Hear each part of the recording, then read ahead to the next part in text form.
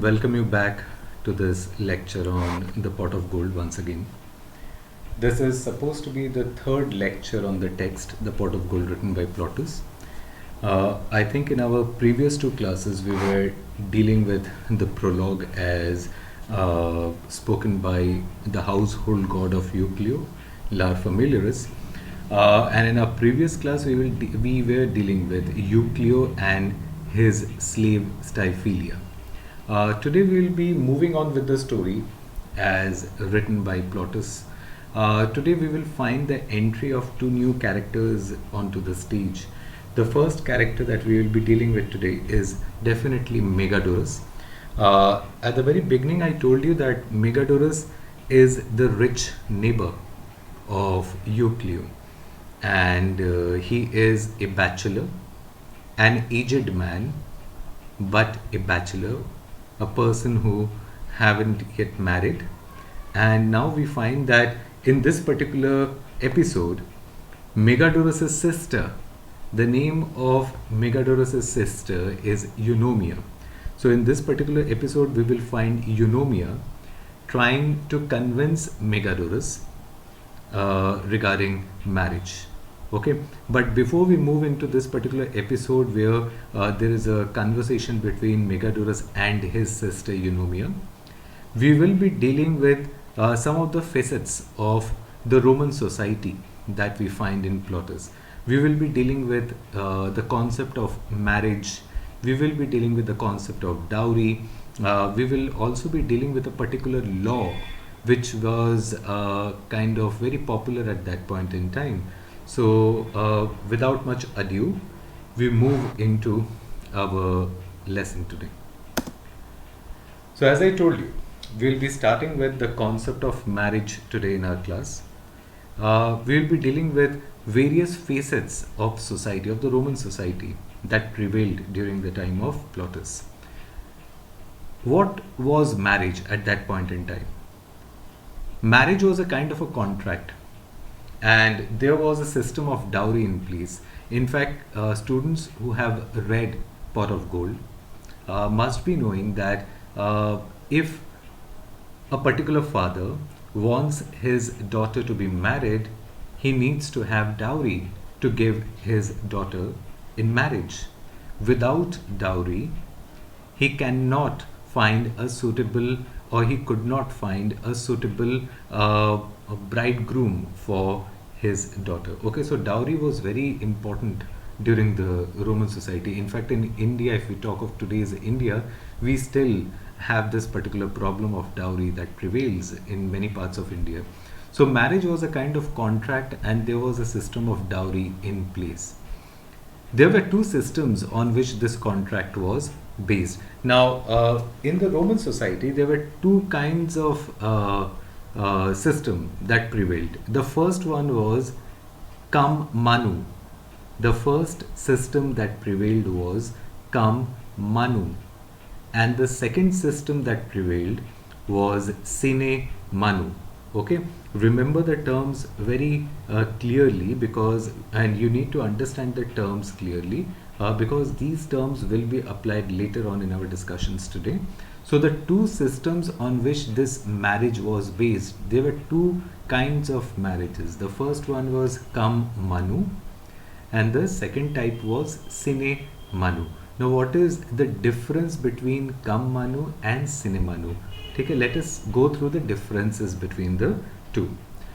In the first kind of contract, we are talking of cum manu. In the first kind of contract, the married woman came under the legal guardianship of her husband and shared her dowry with him. Okay? Now, this is the first kind of contract which is called cum manu. इसका मतलब क्या है कि शादी के बाद पूरा अधिकार उस औरत के ऊपर उसके हस्बैंड का होगा, एंड वो जो डाउरी लेके आएगी अपनी शादी में, वो भी किसका हो जाएगा? वो उसके हस्बैंड का हो जाएगा. तार माने the husband will also have an authority over her wife, over his wife, and he will also have the dowry that his wife brings with her. Okay, so the husband is both the guardian of the wife as well as the dowry that she brings with her. This is kam manu. Okay, so कम मानो का मतलब ये हुआ कि जब शादी करके एक लड़की घर आती है तो उस लड़की के ऊपर भी अथॉरिटी किसकी है, हस्बैंड की है, और वो जो अपने साथ दहेज लेके आएगी যে পণটা নিয়ে আসছে নিজের সাথে সেটাও কার হয়ে যাবে, নিশ্চয়ই তার স্বামীর হবে। তো husband had a control not only over his wife but also over the property or the dowry that the wife brought along with her. Okay, and the wife became independent only after the death of her husband. husband एक बार मर जाएगा तो उसके ऊपर और कोई authority नहीं रहेगी. तो that was the only way in which the wife actually gained independence, only after the death of her husband. Okay, so this is come मानु. We were talking of two systems. The first one is Kam Manu and the second one is Sinemanu. So these 2 points were about Kam Manu. So Kam Manu आशा करते हैं कि ये clear हो गया है कि husband का ही पूरा अथॉरिटी रहेगा अपने वाइफ के ऊपर प्लस उसकी डाउरी के ऊपर. And the wife became independent only after the death of her husband. So this is Kam Manu. Now in the second case, the married woman continued under the guardianship of her father even though she shared her dowry with her husband. So what is the basic difference between Kam Manu and Sinemanu? Sinemanu में जब एक लड़की की शादी होती है, शादी होने के बाद भी लड़की के ऊपर कंट्रोल किसका रहता है, लड़की के पिता का. ঠিক আছে, মানে বিয়ের পরেও মেয়ের বাবার অধিকার থাকে মেয়ের উপরে.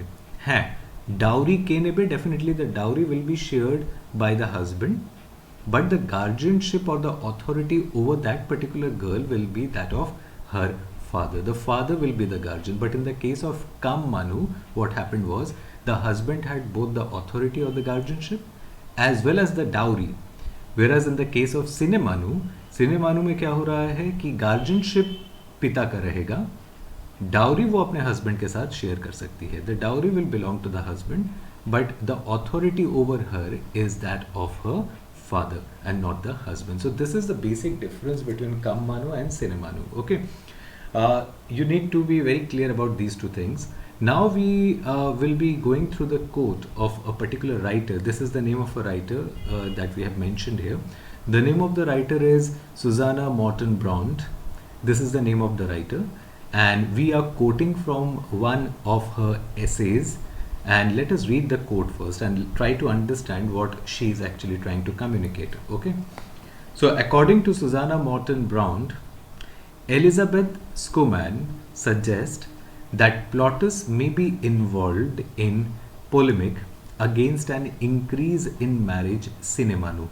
Now, while writing The Pot of Gold, Plautus may be involved in a polemic. Now, what do you mean by the term polemic? Polemic is actually a verbal or a written attack on something or someone or some institution.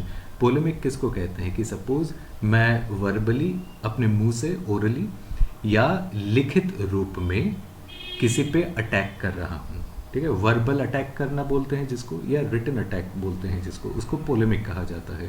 तो यहाँ पे हो सकता है इन pot of gold एटा होते ही पारे जब Plautus is actually involved in a polemic, माने he is against, Plautus is against an increase in marriage sine manu. মানে রোমান সমাজে ওই দুটো সিস্টেম অফ ম্যারেজের মধ্যে কোনটা বেশি পপুলার হয়েছিল, the second one, Sinemanu. What was the concept of Sinemanu? The dowry is shared with the husband, but the wife will always be under the control of her own father.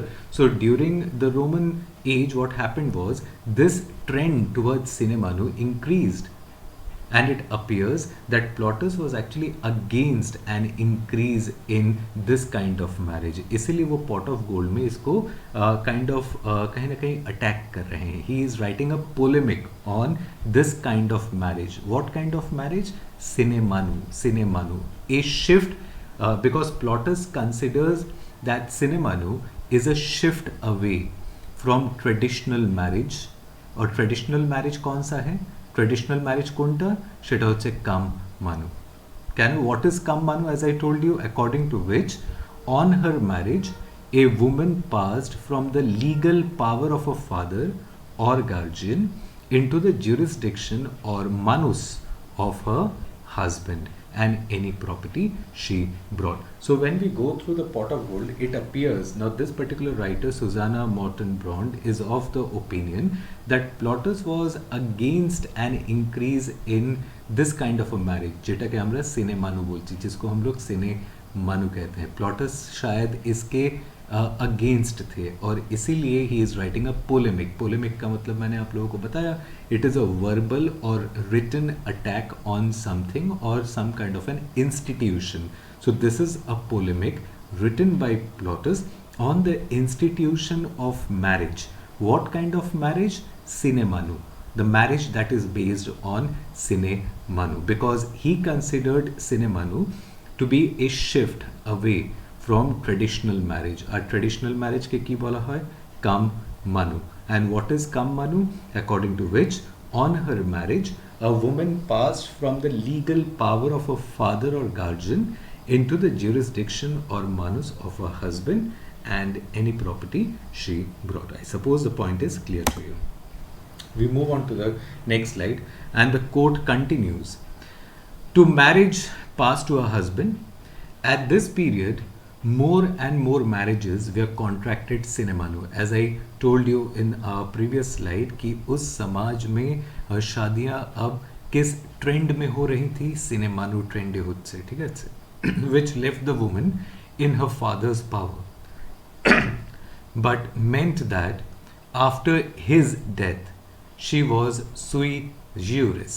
Sui juris er maneta hocche legally independent. Tar mane once the father of the woman died, the woman becomes legally independent with the proviso that a guardian or a tutor was appointed. The society will appoint a guardian or a tutor to look after this particular woman whose father has just expired or whose father has died. Okay? So during the Roman society, as I told you, sine manu, this kind of marriage was very popular, and as we know, in this kind of marriage, when the father of that particular woman died, she became sui juris. That means she was legally independent, and the society will select a guardian to look after her and could own property in her own right. That means after the death of her father, the property belongs to her. That means she has the right to property after the death of her father. Okay, and we are talking about the features of sine manu. Okay, if this is correct, this shift is clearly a diminution of the husband's power and authority. Definitely.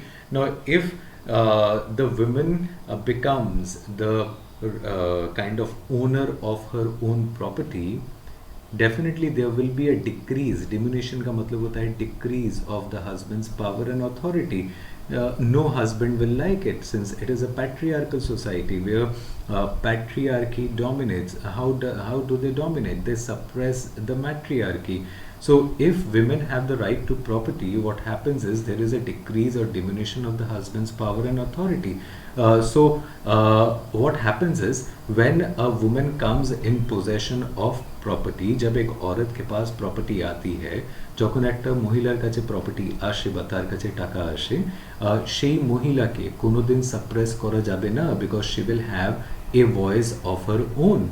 Since she is financially independent, she is not dependent upon her husband. The father is already dead. Okay, so this is something that the husband will never like. The husbands will always like to exercise power and control and authority over his wife, and that will not happen if the wife possesses property or money. Okay, and could own property in her own right. If this is correct, this shift is clearly a diminution. Diminution means a decrease of the husband's power and authority. Now, if as Brond, as I told you, is the name of a writer, elaborates, there was a shift to a system of marriage that kept the woman relatively free from the control of the husband. This is a point that we were referring to earlier, that once the father died, The woman was independent. She had the right to property. She was relatively free from the control of the husband. And one can sense disquiet as expressed by Megadorus, especially with respect to dowry and women. Now, if you read the text, you will find that Megadorus is actually against marrying someone who brings in a lot of dowry. Megadorus does not want to marry a woman who brings dowry. Why? The main reason behind this is a woman bringing dowry with her will also bring voice with her. She will not be a woman who can be suppressed or who can be subjected to power. So this is the reason why Megadorus says कि I will not marry a woman who brings a lot of dowry. He is not interested in marrying a woman with dowry. This is one of the reasons, because then he will not be able to exercise authority or control over that kind of woman. So what Megadorus chooses is to marry a lady who is virtuous, माने who possesses virtue, who is a virgin and who might be poor. In fact, ये तो अच्छा है कि अगर वो गरीब है तो Megadorus তার উপরে control বা authority exercise করতে পারবে, which will not be the case with women who bring in a lot of dowry.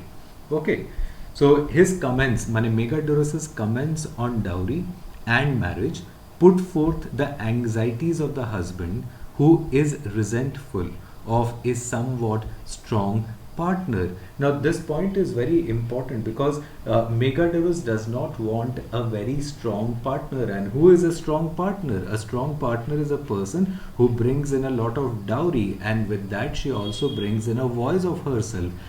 She will have the right to speak. Megadorus को ऐसी बीवी या ऐसा पार्टनर पसंद नहीं है. Remember, there is a difference between, in my opinion, there is a difference between the word partner and wife. Now, Megadorus तो boyish हुए चलो. Megadorus की उम्र थी. He was quite aged. In fact, let me, for example, say that Megadorus's age and Eucleo's age was similar. मान लेते हैं कि एक ही उम्र के थे. तो दोनों की तो उम्र है. इनफैक्ट इस हिसाब से फेद्रा जो है वो मेगाडोरस की बेटी हुई. সেই হিসেবে যদি ক্যালকুলেট করা হয় তাহলে Phaedra is more like Megadorus's daughter. Okay, now he wants to marry Phaedra and does not want to marry a woman who will bring in a lot of dowry, because since he is aged, boyish আছে. And remember, if you have gone through the text, Eunomia, माने the sister of Megadorus, says कि तुम शादी के लिए एक बार हाँ बोलो, तुम्हें বিয়ের জন্য একবার হ্যাঁ বলো, আমি তোমার মতনই বয়সী, তোমার মতো বয়সী একটা ভালো মেয়েকে নিয়ে আসবো যে নিজের সাথে প্রচুর ডাউরি নিয়ে আসবে. ठीक है, तार माने मेगाडोरस की बहन अगर कोई लड़की खोज के लाती है तो मेगाडोरस से 4-5 साल की छोटी होगी. ठीक है, ज़्यादा छोटी नहीं होगी एज फेद्रा इज. बट मेगाडोरस को ऐसी बीवी नहीं चाहिए. ठीक है, वो खुद भी उम्रदार है, उसकी बीवी 4-5 साल छोटी होगी, वो उसको पसंद नहीं है. क्यों? Because that will be a strong partner. Because मेटारो बयस होबे, मेटार कथा मानते चाइबे ना, so that would be a strong partner. This is माने there are many kind of demands that a man makes in marriage. जब आदमी शादी करता है तो he has to decide कि उसको पार्टनर चाहिए कि वाइफ चाहिए, पार्टनर चाहिए कि बीवी चाहिए. Because we have seen people like Megadorus who does not want a partner. Partner किसको कहते हैं? जहाँ पर दुख और सुख को हम लोग शेयर कर सकते हैं एक दूसरे के साथ. लेकिन मेगाडोरस को पार्टनर नहीं चाहिए, मेगाडोरस को बीवी चाहिए जो उसका ऑर्डर मानेगी. बीवी मतलब उससे 20 साल छोटी, 25 साल छोटी. अब definitely that wife can never be a partner to Megadorus. She won't be giving any advice to Megadorus. It will be Megadorus who will control her throughout this particular married life. तो Megadorus needs a wife, not a partner in marriage. ठीक है, these are individual preferences in marriages. We cannot blame anyone, but Megadorus needs a wife, and a wife who comes from a poor family, who is virtuous, who is a virgin. Okay, so Megadorus's comments on dowry and marriage put forth the anxieties of a husband who is resentful of a somewhat stronger partner. So Megadorus does not want a wife who is very strong-headed. Okay. Now we come to our next topic, which is called Lex Opia. Now, what is Lex Opia? Lex Opia is a law that sought to control the display of wealth by women. माने Roman समाज में जब औरतें गहने पहन के बाहर निकलती थी, that was a display of wealth, तो एक कानून बनाया गया. उस कानून का नाम है लेक्स ओपिया. इस कानून से क्या हुआ? It actually forbade women from the display of wealth in public, कि औरतें अब गहने पहन के रास्ते में শোকেস नहीं कर पाएंगी, दिखावा नहीं कर पाएंगी. এখন মহিলারা মানে একটা ল তৈরি করা হলো, মহিলারা এখন গয়নাগাটি পরে রাস্তায় বেরোবে না, ডিসপ্লে করবে না. ঠিক আছে, তো it was a law that sought to control the display of wealth by women. মানে women can never show off. अब वो लोग रास्ते में शो ऑफ नहीं कर पाएंगे. কিন্তু প্রবলেমটা হলো এটা যে এটার अगेंस्ट आबार एक मामला करा हलो, इसके अगेंस्ट में फिर से एक केस किया गया और इस लॉ को वापस ले लिया गया, जिसको इंग्लिश में कहा जाता है रिपीलमेंट. I have written down the spelling here. The spelling is wrong, I suppose. The repealment, the spelling will be REPEALMENT. ठीक है, there won't be an A in between. REPEALMENT. The repealment of this law, তার মানে লেক্স ওপিয়া, এই যে লটা ছিল সেটাকে ফিরিয়ে নেওয়া হলো. মানে নাও women can display their wealth. Okay, the women can wear ornaments in public, they can showcase what they have at home. So Lex Oppia ये जो कानून था इसको रिपील कर लिया गया. रिपील का मतलब क्या है? उठा लिया गया, রিভোক করা হলো, এই লটা শেষ করে দেওয়া হলো. এখন মহিলারা ডিসপ্লে করতেই পারে. So what happened during the Roman society was, during the Roman age, was the repealment of this law affirming display as financial assertion must have led to the shaggering of husbands who could no longer control the extravagant ways of the dowry and women. Now once this particular law has been repealed, now women can actually display their wealth in public, and this is what led to the shaggering of husbands. Shaggering এর মানেটা কি? annoyance. মানে হাজবেন্ডসরা বহু চেষ্টা করেছিল যে এই लॉटाके जानो रिपील ना करा हो, इस लॉ को रिवोक ना किया जाए, लेकिन उसके बावजूद ये जो लॉ था इसको कोर्ट ने वापस ले लिया. अब वुमेन डिस्प्ले कर सकती थी. हस्बैंड्स को ये पसंद नहीं आ रहा था. क्यों? शैगरिंग ऑफ द हस्बैंड्स. अब हस्बैंड्स का अपनी बीवी के ऊपर और कोई कंट्रोल रहेगा ही नहीं. ठीक है, who could no longer control. अब बीवियाँ गहना खरीद सकती हैं, पहन सकती हैं, बहुत कुछ कर सकती हैं. Who could no longer control the extravagant ways of the dowry and women. So Lex Opia was a law that sought to control, but this law was repealed. Repealed माने ওটাকে ফিরিয়ে নেওয়া হয়েছিল. The women now can purchase jewelry and sandals and this and particular thing, and this led to the husbands being quite annoyed by this repealment of the law. उनको ये पसंद नहीं आया. This show of riches is to be read in tandem with the presence of a group of people who facilitate this display. Now the point that I am trying to make here is कि ठीक আছে lakes ओपिया लॉटाके repeal करा hello, lakes ओपिया जो law था उसको वापस ले लिया गया, लेकिन तुमको ये भी समझना तुम लोगों को ज़रूरी है कि যখন লেক্স ওপিয়া লটাকে ফিরিয়ে নেওয়া হচ্ছে, তার মানে কি? তার মানে সমাজে এমন কিছু আর্টিজানস ছিল, সমাজে এমন কিছু লোকেরা ছিল যারা ডেফিনেটলি জুয়েলারি বিক্রি করছিল বা বাদ বাকি জিনিস বিক্রি করছিল. যদি ওরা বিক্রি না করে তাহলে মহিলারা কিনছিল কোথা থেকে? ठीक है, अगर मार्केट में लोग ज्वेलरी बेच ही नहीं रहे हों तो लड़कियां खरीदेंगी कहाँ से? इसका मतलब ये है कि जो रोमन समाज था that was divided between the rich and the poor. Definitely that was divided between the rich and the poor, लेकिन उसमें और भी काफ़ी सारे लोग थे. माने it was not a very clear and close division between rich and the poor. उसमें कई सारे बिजनेस क्लास के लोग भी थे जो ज्वेलरी बेच रहे थे, कोई और आइटम बेच रहे थे. इसका मतलब बिजनेस भी उस समाज में हो रहा था. যখন মহিলারা কিনছে তার মানে বিক্রি করারও তো লোকেরা ওখানে আছে. ठीक है, जब महिलाएं खरीद रही हैं इसका मतलब ये है कि जो बेचने वाले भी तो वहाँ पर हैं. मर्चेंट क्लास तो डेफिनेटली है, बिजनेस इसका मतलब वहाँ के लोग कर रहे थे. तो this society, the Roman society that we are talking about is not a very clearly divided society between the rich and the poor. There were other people also who were trying to earn money, the business class. Okay, so this show of riches is to be read in tandem with the presence of a group of people who facilitate this display. Who are these group of people? Now these people provide new items. ঠিক আছে, जैसे पकड़ो আমরা যখন বাজারে যাই আমরা নতুন আইটেমস দেখি দোকানপাটে, ঠিক আছে, কেন ওইটা ওখানে কে এনেছে, ডেফিনেটলি দোকানদার वो आइटम्स लेके आया है so that he can attract, he or she can attract the attention of the upper class and provide for their own existence. Because if the upper class purchase that particular item from his or her shop, what happens is वो पैसा income कर रहा है और इससे उसका existence, उसका घर भी चल रहा है. ठीक है. The pot of gold gives us a glimpse into these people in Roman society. So the people are not just from two broad groups of the rich and the poor. From the very beginning when we were discussing about this class of people, the people were divided into rich and the poor.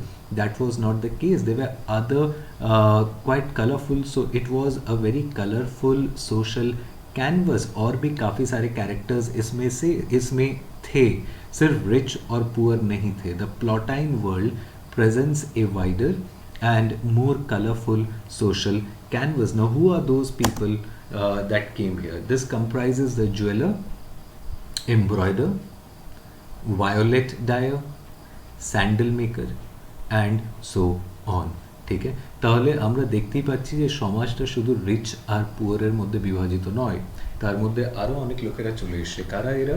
এরা হচ্ছে businessman, যেমন jeweller, embroiderer, violet dyer, sandal maker and so on. ये लोग अपना business कर रहे हैं, तो ऐसे लोग भी उस समाज में थे.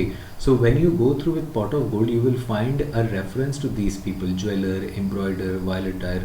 What I am trying to say is that pot of gold presents a very colorful canvas of the society in which it was written. Pot of gold एक ऐसे समाज के ऊपर लिखा गया है जिसमें सिर्फ रिच और पुअर का डिवीजन नहीं था, उसमें और भी काफ़ी सारे लोग थे. तो it was a very colorful kind of a canvas. The word canvas has been taken from painting. People who paint know what canvas is all about. ठीक है, तो we have a very colorful canvas when we look into the society into this particular Roman society. So this comprises the jeweler, embroider, violet dyer, sandal maker and so on. So we can deduce two important factors regarding the social compositions of the time. Firstly, in the play we encounter a society making a marked shift from stark and austere one to an accusative one. So the first point that comes out from our discussion here is कि when we read the play we find that earlier it was a society which was characterized by starkness and austerity. अब austere का मतलब क्या है? Austere का मतलब होता है simple living. ठीक है, सो रोमन समाज हम लोग देख रहे हैं शिफ्ट कर रहा है, मूव कर रहा है from being a very austere society, from being a very stark society, from leading a very simple life to one of acquisitive one. अब एक्यूजेटिव का मतलब क्या है? एक्यूजेटिव का मतलब है कि interested in acquiring material things. मतलब people are moving towards purchasing things like jewelry, embroidery, violet dye, sandal maker. ठीक है, so from being a simple and austere, from being in a stark and austere living, moving to a more accusative one, जहाँ पर लोग अब खरीद रहे हैं. আমরা if you remember আমরা আমাদের আগের ক্লাসে বারবার বলেছি that these people were very miserly kind of people. पैसा खर्च नहीं करना चाहते हैं, लेकिन अब देखो आस्ते आस्ते समाज में एक शिफ्ट आ रहा है. वो लोग पहले बहुत सिंपल लिविंग पे विश्वास करते थे, पैसा खर्च नहीं करते थे, लेकिन जैसे ही शादी के नियम बदल गए, মানে বিয়ের সিস্টেমটা যখন চেঞ্জ হয়ে গেল, মহিলারা যখন প্রপার্টি রাইটসের উপরে অধিকার পেতে শুরু করে দিল, the society moved from being a austere one to an acquisitive one, যেখানে মহিলারাও বা বাদ বাকি লোকেরাও টাকা খরচা করছে. कार पेछने जो टाका खर्चा करছে, किसके पीछे खर्च कर रहे हैं? ज्वेलरी के पीछे खर्च कर रहे हैं, एम्ब्रॉयडरी के पीछे खर्च कर रहे हैं, सैंडल्स के पीछे खर्च कर रहे हैं. ठीक है, so secondly the Roman habit of not spending no longer holds ground against a group of people who are introducing new commodities.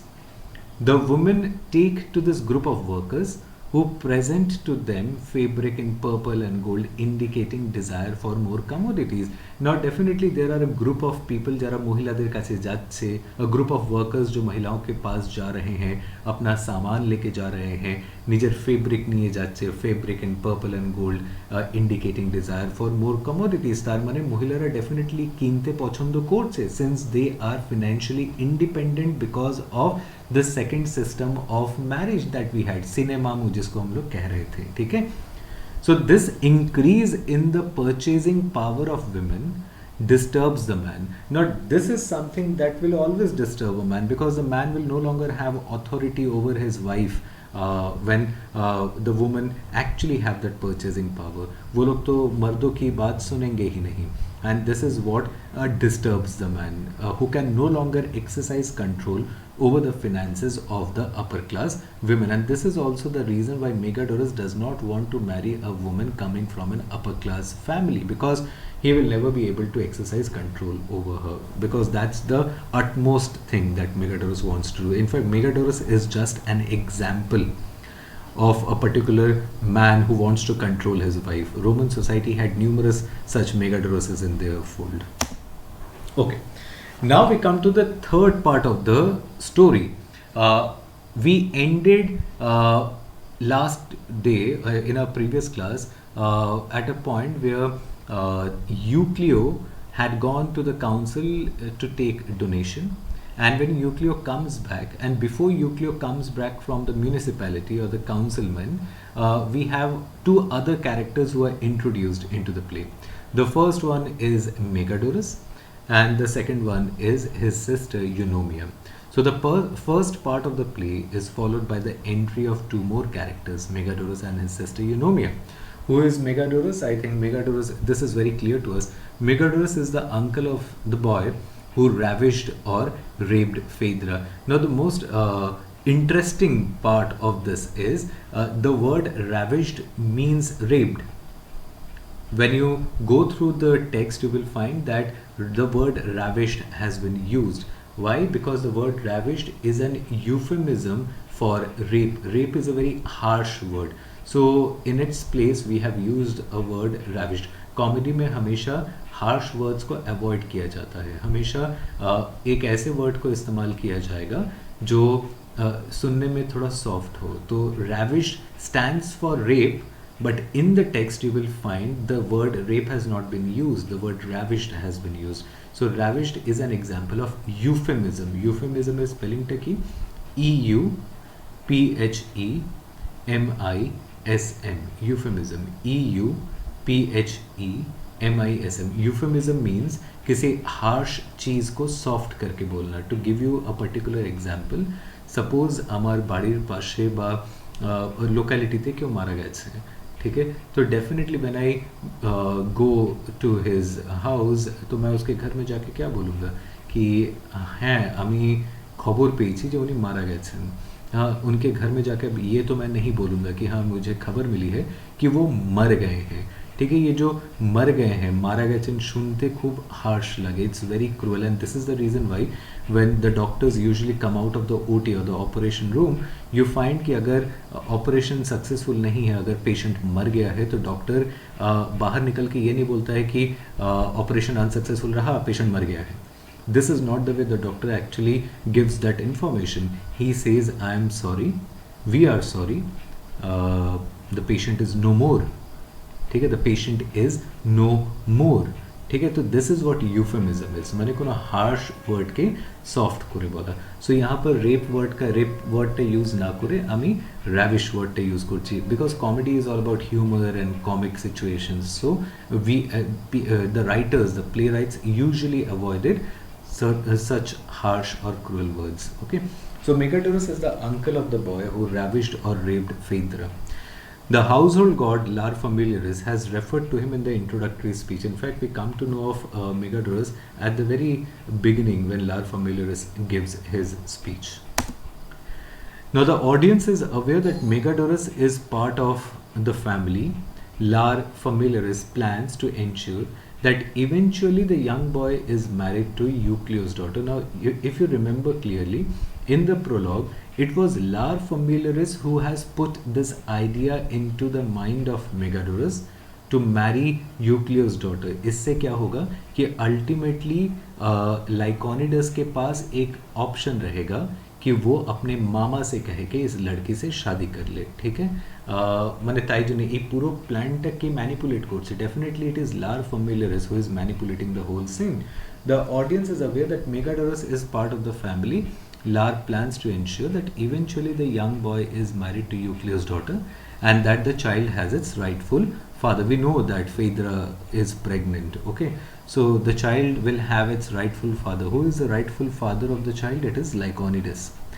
Megadorus and Eunomia's entry is marked by his reluctance to marry. Megadorus does not want to marry, but Eunomia उसको बार बार convince करने की कोशिश कर रही है कि being a sister of yours, I request you that you do so. आप तुम शादी करो, ठीक है, तुम्हें बिएटा करो। He finally reveals his plan to marry his neighbor Eucleo's daughter. So ultimately Megadorus decides to marry Eucleo's daughter, and you know the name, that is Phaedra. Eunomia departs but is not very happy. When Eunomia comes to know of it कि Megadorus wants to marry Phaedra, Eucleo's daughter, she is not very happy, though she departs from that particular place. This part throws up some very interesting aspects of the society to which Plautus belongs. Eunomia's views about women reflect on how, by and large, women were considered to be fickle and inconsequential. Mane, Eunomia advising her brother Megadorus to marry, Megadorus does not give much importance to what Eunomia thinks because she is a woman. Women were considered to be fickle. Fickle का मतलब है जो एक जगह पे constant नहीं रह सकते हैं, उनका मूड जो है वो हमेशा स्विंग होता है, वो लोग एक जगह पे फिक्स नहीं है, कभी ये पसंद आता है तो कभी कुछ और पसंद आता है। That is what fickle means, inconstant and inconsequential. মানে মহিলাদের ভিউজগুলো খুব একটা ইম্পর্টেন্স বা গুরুত্ব পেত না সেই সমাজে, okay. These ideas are brought out through the use of humour. Eunomia states, अच्छा यूनोमिया নিজের দাদাকে ভাইকে বলছে, ইনফ্যাক্ট মেগাডোরাসকে বল रही है, ब्रदर প্লিজ হিড মি, আমার কথাটা শোনো, you need me, I know, তুমি মানে আমার দরকার আছে তোমার, আমি জানি, I know, I am showing concern that a sister should show. मैं तुम्हारी बहन हूँ तो तुम्हारी फिक्र तो मुझे होगी ही। Although I am a woman, मुझे पता है मैं एक औरत हूँ, আমি একজন মহিলা, আমি জানি, and really don't matter, I know my advice really doesn't matter to you, for men think that women just prattle and chatter, because मर्दों को लगता है कि औरतें जो हैं वो हमेशा बेकार की बातें करती है, they just prattle and chatter. So this was, in fact this is the view of women or in that particular society. This is what men thought of women in that particular society. Eunomia's concern is marked by the understanding that her point of view does not really count, okay, because since she is a woman, so her viewpoint does not count. Now the point that is to be looked into is that Eunomia belongs to the upper crust of society and yet is denied a voice. মানে একটা মহিলা যে upper crust of society থেকে আসছে তার কাছেও কিন্তু आवाज नहीं, she too is denied a voice, वो भी अपने ideas नहीं बोल सकती है, वो upper class of society से आई है, upper crust of society से आई है, তার সত্ত্বেও সে নিজের আওয়াজটা তুলতে পারবে না বা নিজের অ্যাডভাইস কাউকে দিতে পারবে না, because she is a woman. She understands the stereotypical image of women as talkative creatures engaging in senseless conversation. মানে মহিলারা নাকি বেকার কথা বলে, they are talkative creatures, और हमेशा सेंसलेस कन्वर्सेशन करती हैं जिसका कोई सेंस नहीं होता, हमेशा नॉनसेंस बातें करती है. This was a view of society regarding women. She immediately plays on the phrase. Acha, when you go through the play, you will find that Megadorus uses this particular phrase for Eunomia. He calls Eunomia the noblest of women. This is a phrase that is used by Megadorus for his sister Eunomia. तो Eunomia क्या बोलती है देखो. She says, what noblest of women? Who is perfect and quiet? माने according to the Roman society, what is the concept of a noble woman? अगर noble woman का concept खोजने जाए Roman society में, तो तार conceptটা কি হবে? এমন একজন মহিলা যে সব সময় চুপ থাকে আর परफेक्ट হবে, ठीक है, সেই হচ্ছে noblest of women. तो noblest of women कौन है? जो हर काम में परफेक्ट हो, और हमेशा चुप रहती हो, आवाज़ ना उठाती हो, अपना व्यू पॉइंट ना देती हो, कम बात करती हो, যত কম কথা বলবে তত ভালো, সব কাজ নিজের হাতে করতে হবে, কথা বলবে না, ठीक है, she is not allowed to raise her voice. अगर ऐसी कोई औरत है तो then she is a noblest of women. तो she says what noblest of women, who is perfect and quiet. We infer that women's association with silence is essential for power systems to continue. Women, according to the patriarchs, should stay silent. They should not raise their voice. And women's expression often relegated to idle chatter, মানে মহিলারা যখনই কোনো কথা বলে সেটাকে বলা হয় বেকার কথা বলছে, ये तो बेकार की बात कर रही है, idle chatter है, is an important intervention in the scheme of things. Another important feature of this world is the dowry system. Dowry, as I told you, was very important at that point in time. So Eunomia urges a brother to marry. Eunomia নিজের দাদা ভাইকে বলছে in fact যে বিয়ে করো, and promises to get a woman with a gigantic dowry. মানে তুমি একবার হ্যাঁ বলো, আমি এমন একটা মেয়ে খুঁজে নিয়ে আসবো যে মানে प्रचुर टाका पैसा नहीं আসবে, जो बहुत डाउरी लेके आएगी। तुम एक बार हाँ बोलो, मैं एक ऐसी लड़की खोज के लाऊंगी जिसके पास बहुत पैसा है, gigantic dowry. But in fact one of মেলো এজ, কিন্তু বয়সে তোমার থেকে হয়তো 3-4 বছর ছোট হবে, মেলো এজ একদম ছোট হবে না, 3-4 বছরের ছোট হবে, কিন্তু ডাউরি প্রচুর নিয়ে আসবে। Dowry is very important. তো Megadorus chooses to display his magnanimity by marrying young girl, Eucleus' daughter. Megadorus বলছে যে না, বিয়ে যদি করতেই হয়, I will marry Eucleus' daughter, and Eucleus' daughter is Phaedra, and he is trying to display his magnanimity. अब ये magnanimity क्या है? मैं कितना बड़ा दिल वाला हूँ, big hearted noble, ठीक है। लोकेদের सामने he is trying to display, he is trying to create an image of magnanimity, but আমরা ভালো করে জানি that this is not magnanimity, this is the desire of Megadoras, the passion of Megadoras for Phaedra, ठीक है। This is not magnanimity. Magnanimity is a mask that Megadorus wears to marry Phaedra, that is Eucleus' daughter. वो दिखावा कर रहा है कि he is being big hearted, noble hearted, magnanimous, लेकिन actually में he longs for Phaedra, he desires. The word desire is associated with passion, so this magnanimity of Megadoras is actually a mask that Megadoras is wearing. This is a mask that he puts up in front of the society as well as his system. So in the eyes of the people, Megadoras has forsaken dowry. माने लोग सोच रहे होंगे कि मेगाडोरस कितना अच्छा है, देखो ডাউরি लिए बिना वो शादी कर रहा है, বাট আমরা ভালো করেই জানি যে মেগাডোরাস এখানে ডাউরিটাকে কেন ফোরসেক করছে, কেন নিচ্ছে না, because he wants to Mary a girl who is 20 years or more, ठीक है, जो उससे 20 या उससे ज़्यादा साल छोटी है, ठीक है। In the younger, actually, in the eyes of the people, Megadoras has forsaken dowry as Euclio is perceived to be a poor man. He tells Eunomia, thank heaven and our ancestors, I am rich enough, I can dispense with social climbing, pride and kashi dowries. আমার কাছে এমনি প্রচুর টাকা আছে, তাই আর আমার dowry লাগবে না।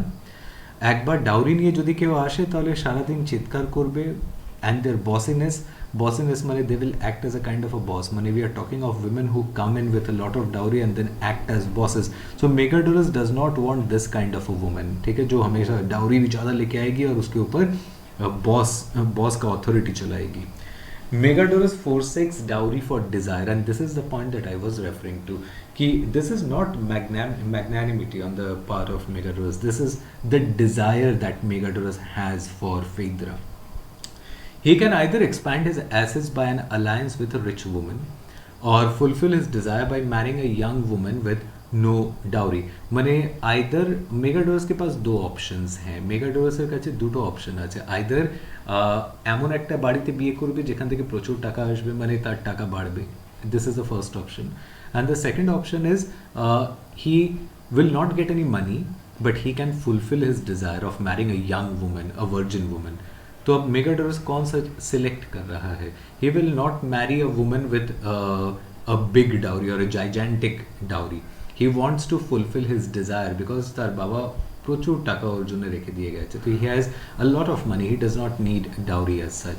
What ever be the case, there is an inherent sense of transaction in marriage মাথায় রাখবে এখানে হয়তো মেগাডোরাস ইউক্লিওর কাছ থেকে একটাও টাকা নিচ্ছে না किंतु तार सत्त्वेও there is a transaction का मतलब क्या होता है यहाँ पर भी एक खरीद फरोख है এখানেও কিন্তু buying আর selling হচ্ছে কোথায় হচ্ছে আমি একটু পরে বলছি the women have to be this is the point the women have to be accompanied by either money or youth when I use the word youth here means she has to be virtuous she has to be a virgin so this is again tar mane megadoras this is not magnanimity on the part of megadoras this is actually his desire for a young lady this is his kind of passion for this young lady that young lady is virtuous that young lady is a virgin and this is very ironical because as audience as the reader of this particular text we very well know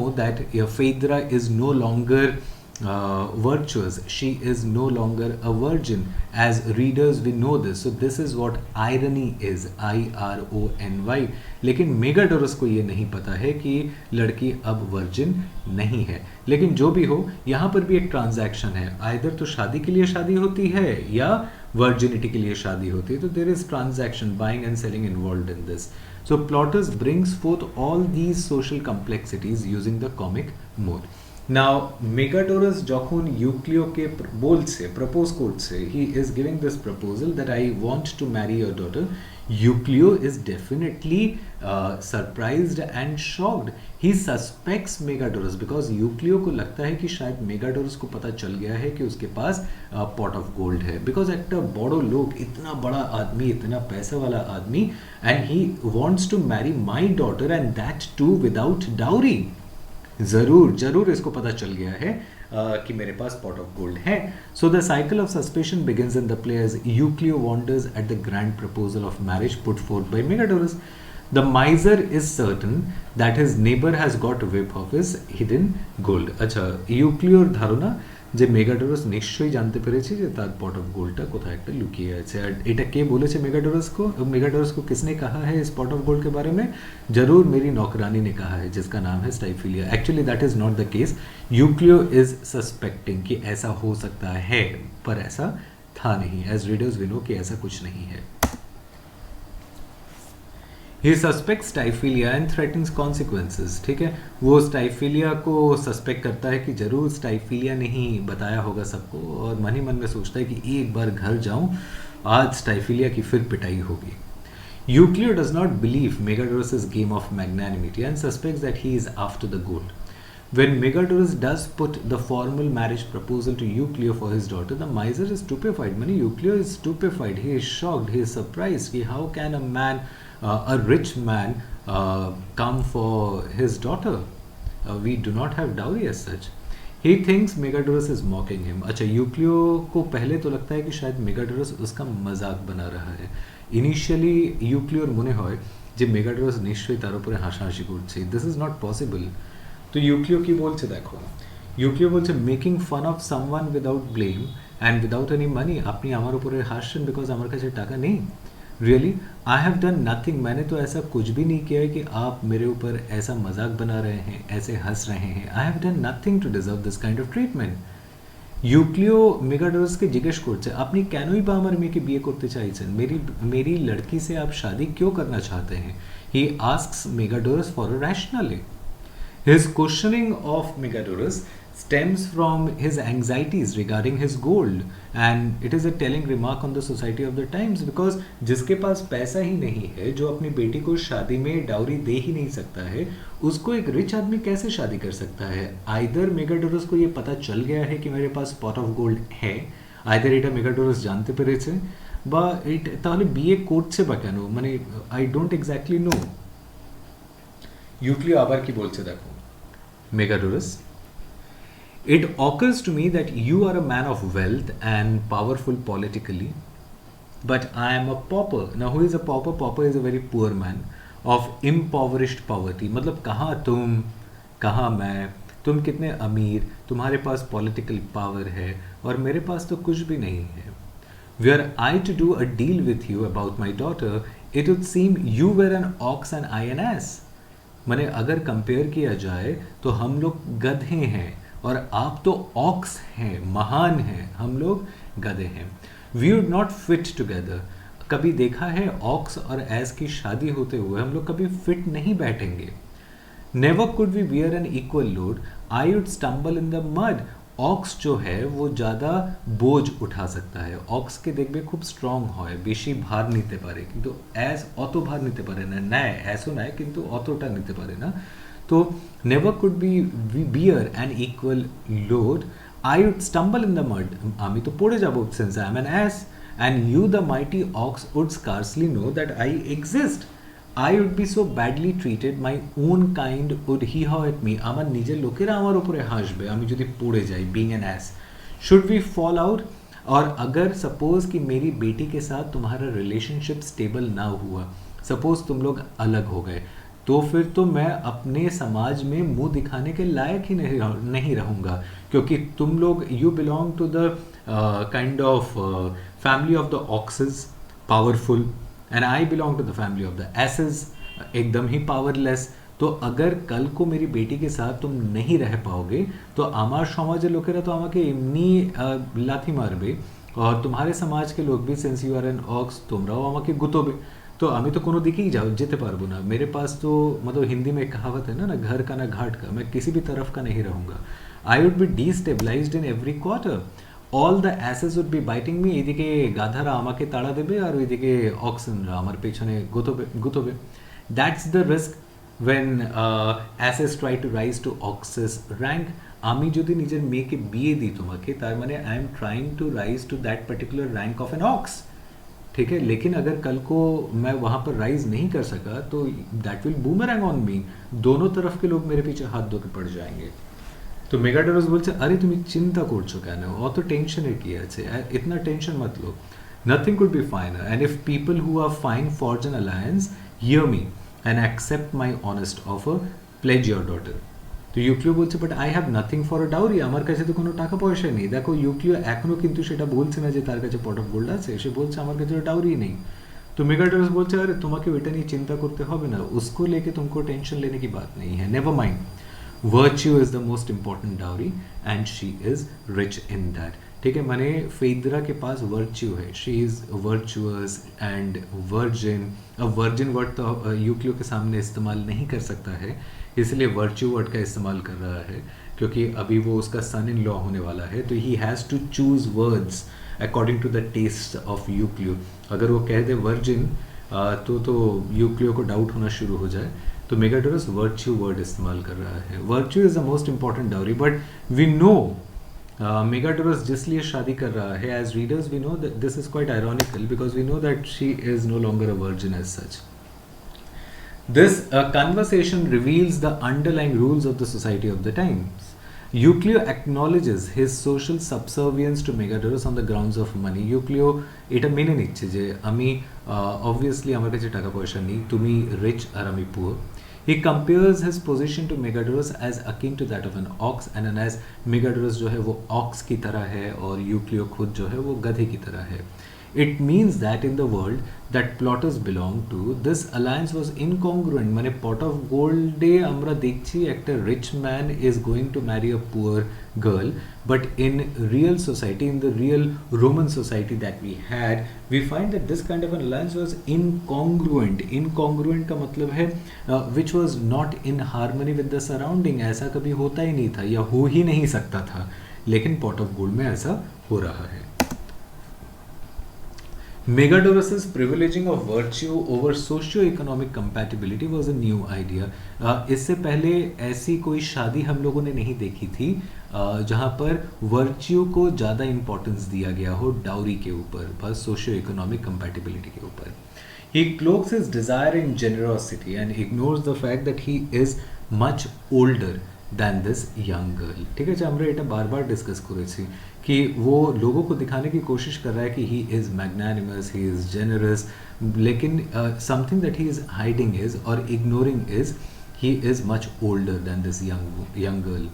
In a sense, he is purchasing her virtue. अगर आप दूसरे point of view से देखें तो कहीं ना कहीं वो उस गरीब लड़की से शादी कर रहे हैं, he is actually purchasing her virtue. Okay, because गरीब बाप है, बेटी की शादी देनी है, तो he will be more than happy to have the girl married to this particular rich man, Megadoras. So this is a kind of purchasing of virtue. So as I told you, purchasing का मतलब क्या है? खरीदना. So यहाँ पर भी transaction है, selling और buying यहाँ पर भी हो रहा है. So referring to Megadorus's musings on marriage as a glimpse into the popular Roman psychology, David Constant explains. Now David Constant is a writer. How Megadorus' desire to marry is based on irrational passion. So this is the main reason why Megadorus is actually marrying. The passion that he has for Phaedra. Passion, ठीक है? Passion is related to physical love and not customary duty. Megadorus of course has money and no need for more. पैसा तो Megadorus के पास काफ़ी है, तो और नहीं चाहिए. The fact that no dowry is to be paid is something that suits our Euclid জন্য তো আর কি চাই? Euclid জন্য তো he is in 7th heaven. টাকা দিতে হবে না, মেয়ের বিয়ে হয়ে যাবে, पैसा भी नहीं लगेगा, लड़की की शादी भी हो जाएगी, तो बहुत अच्छी बात है. And the point that we need to remember is Euclid decides whether Phaedra will marry Megadorus or Lyconidas.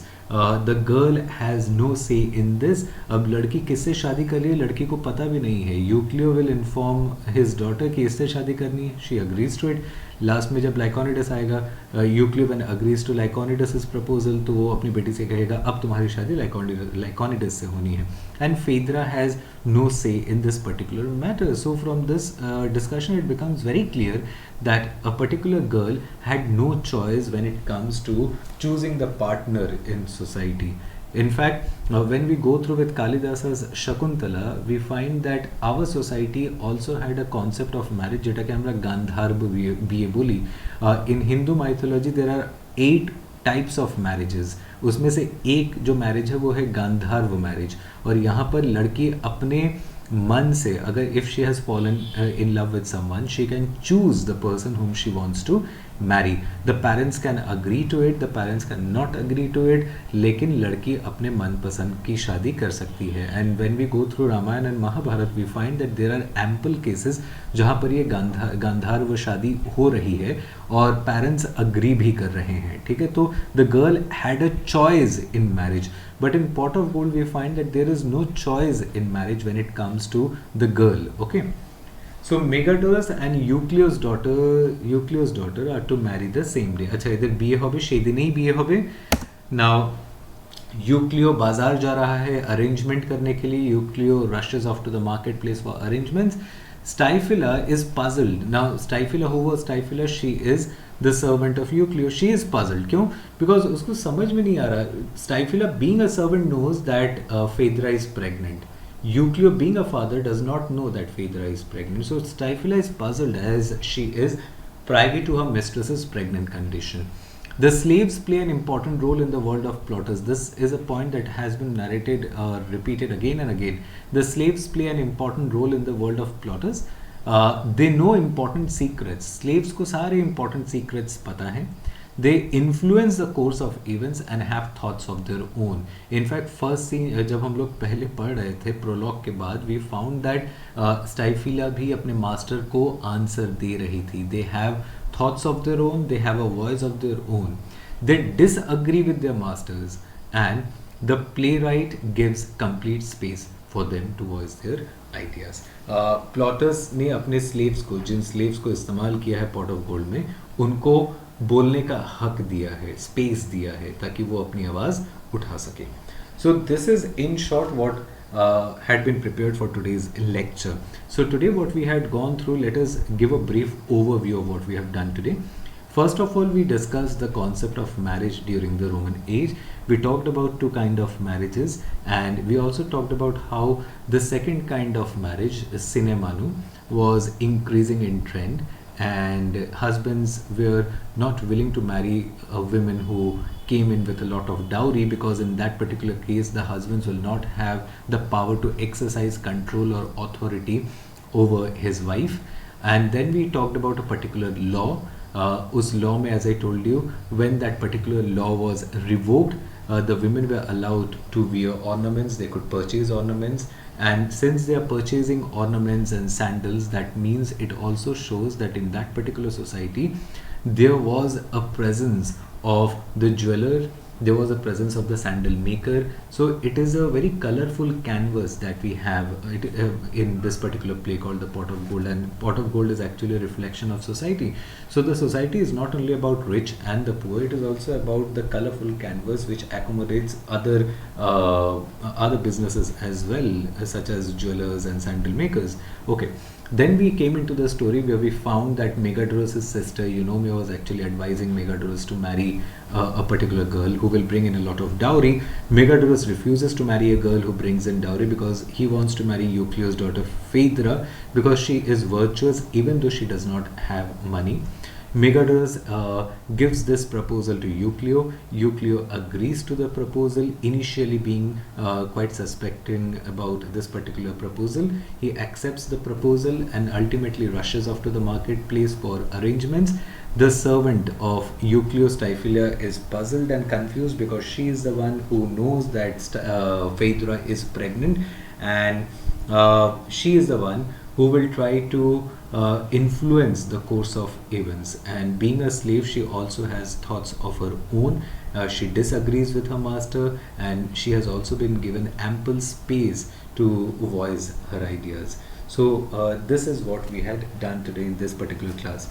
So your assignment for this week will be comment on the character of Megadorus. Comment on the character of Megadorus in The Pot of Gold. That will be your assignment for this week. Comment on the character of Megadorus in The Pot of Gold. Now, while writing an answer on Megadorus, you also need to talk about the marriage system, the law that I was referring to. You need to bring in all the elements of society that leads to Megadorus's refusal of marrying a woman who brings in a lot of dowry. Okay, so the picture of society will also or must be included in the answer on Megadorus. Okay, so with this we end this lecture of ours. Hope you understood this particular lesson. We will be meeting again next Thursday with this. Have a happy Chhat Puja, by the way. आप सब पे छठ मैया का आशीर्वाद बना रहे. इसके साथ आज का क्लास ख़त्म करते हैं. Be safe and have a good night.